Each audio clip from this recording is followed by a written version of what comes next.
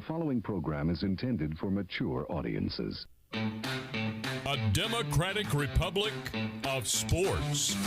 The Sportsocracy with ESPN Asheville hosts Tank Spencer and Jeremy Green. Welcome into the Sportsocracy live from the Ingles studios. As always, we're brought to you by Ingles Supermarkets. Low prices, love the savings. This is the Tennessee Titans 7-round mock draft post-Senior Bowl from me, ESPN Radio's Jeremy Green of thesportsocracy.com. We will be giving you all the draft content all the way up until the April 28th NFL draft from Las Vegas. The Tennessee Titans came up just short against the Cincinnati Bengals, but this is an incredibly talented team. No second-round pick off the Julio Jones trade with their first selection. I can't get away from this being who they pick. Trey Mcbride, tight end out of Colorado State. I look at Ryan Tannehill, and he is absolutely the sum of his weapons. Julio Jones didn't play enough last year, but he was good when he was on the field. If you can lighten the load on Julio Jones, make him more of a 30 to 35 snap a game guy, that's going to invariably help. Anthony Fercer scored some touchdowns last year, but he was not very good. Among 70 graded Pro Football Focus tight ends, he was 63rd. Trey Mcbride is a kid that is an immediate, no doubt, day one starter. He does everything well. He could get better as a blocker, but he's going to be a very good move tight end from early on. He was a great basketball player, and it shows. Immediate red zone threat. I think he makes A.J. Brown better.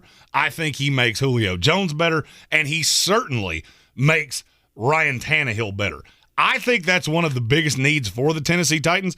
This is not a team that has a ton of needs. The line is pretty good. The defense is vastly improved. But you need just the ancillary things. That's the reason you're picking at 26, because you're a team that's just fractionally that close. And I think Trey Mcbride can be one of a few pieces that I will detail throughout this video that can ultimately lead to Tennessee being exactly where they want to be. As I stated, no second-round pick after the Julio Jones trade. With their third-round pick, I have them taking Kobe Bryant, the corner from Cincinnati. They invested a first-rounder in Caleb Farley last year and got virtually nothing out of him. I feel like he's going to come back healthy. You have the best safety tandem in the NFL. Hooker and Byard are about as good as you get in the NFL. Byard was the number one safety in the NFL last year, according to Pro Football Focus. Hooker was third. Having two corners, which I fully believe Kobe Bryant and Caleb Farley can be your 1 and 2 for the long haul. It allows your pass rush to do what it does, gives your pass rush a little bit more time to get home. The drawback on Kobe Bryant was that he was picked on at times. Well, that's what happens when you have the number one corner in the country on the other side from you. Ahmad Gardner was impossible to throw on. In this mock, I have him going 10 to the New York Jets. But Kobe Bryant's still a damn good corner. In most drafts, this is a great draft for cornerbacks.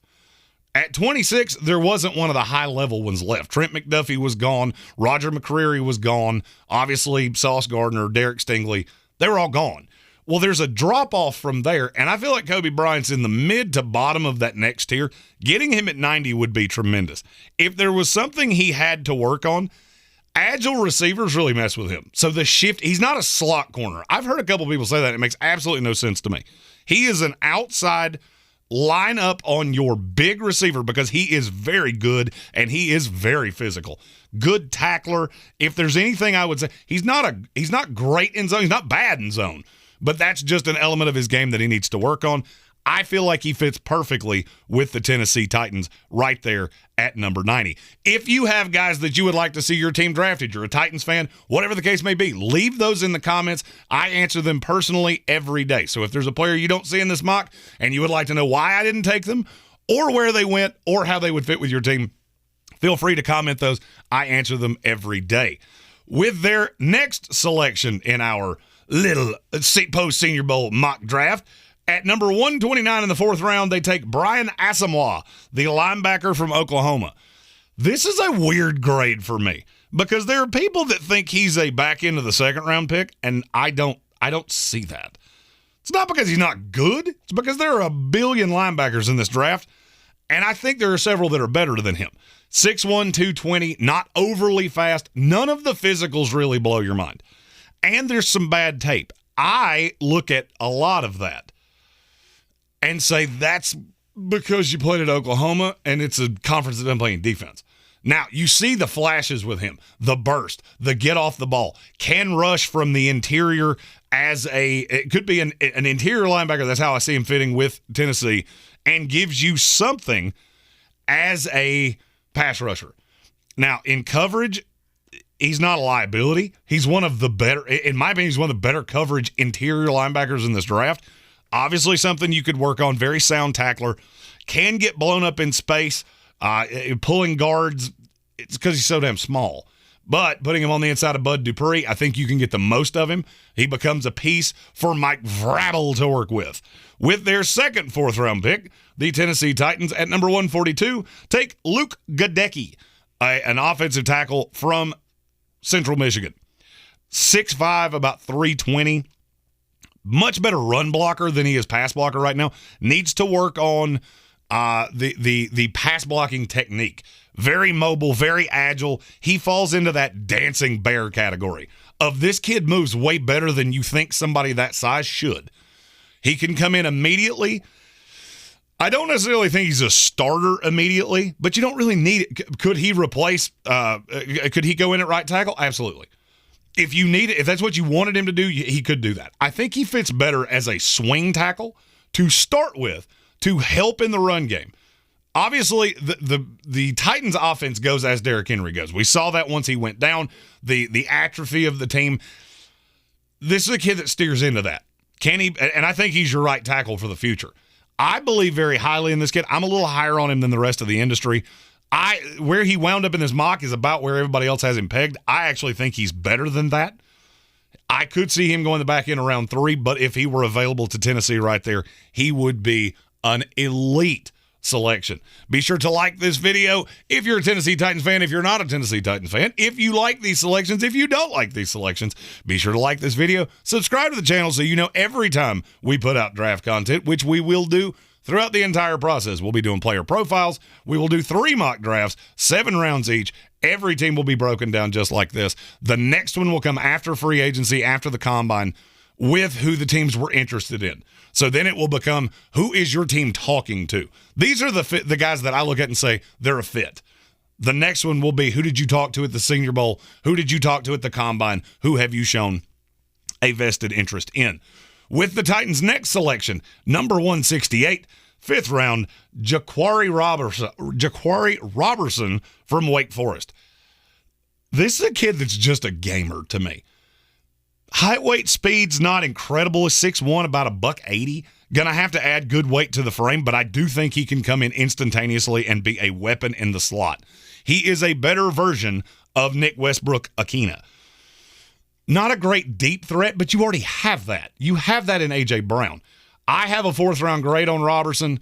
He would be an ideal fit in Tennessee. I can't find a better fit for him in the NFL than with Tennessee. You tend to run out of 1 or 2 wide receiver formations. So the fact that he couldn't block me becomes less of a problem. That's really the only drawback.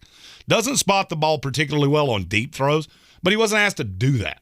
There was another receiver that will be in the draft next year at Wake Forest that he was more of the deep ball guy. Robertson was the slot, we need a catch right now guy, and I think he can slide in and be that instantaneously with the Tennessee Titans.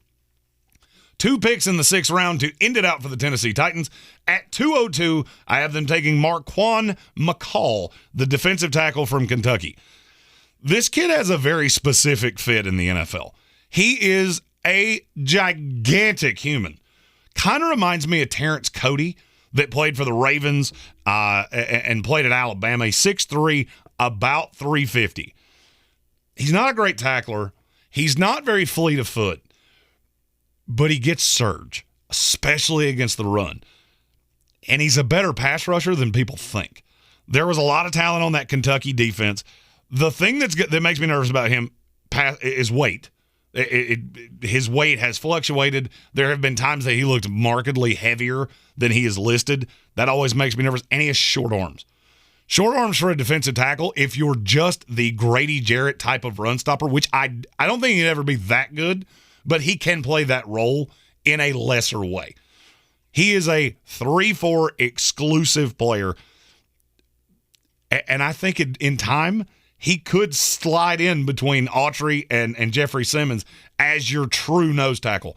That would take a year or two. You're going to have to improve some of the technique, but I do believe Tennessee can do that, and he would be a great value at number 202.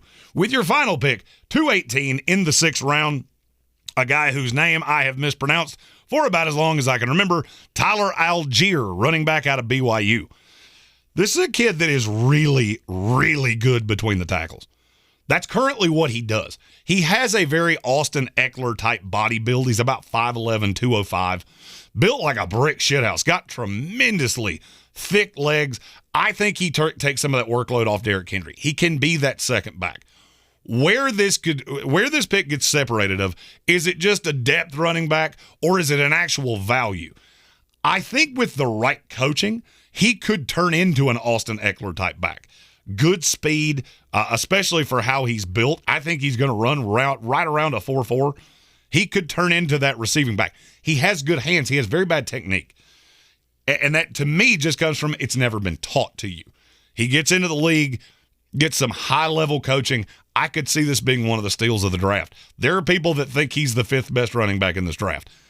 I'm not one of them because there's so far to go. There are guys like Rashad White out of Arizona State. Do I think his ceiling is as high? No. But he can come in and do things immediately. Tyler Algier, off the jump, needs to be a between the tackles, 6 to 8 carries a game relief for Derrick Henry. If you don't bring back Deontay Foreman. Even if you do, it never hurts when you run this much to have another running back. Great value right here. Tyler Algier, final pick for the Tennessee Titans. In the comments, let me know what you think of this mock draft. What did I get right? What did I get wrong? What do you love for your team? What do you hate for your team? And what would you have done differently?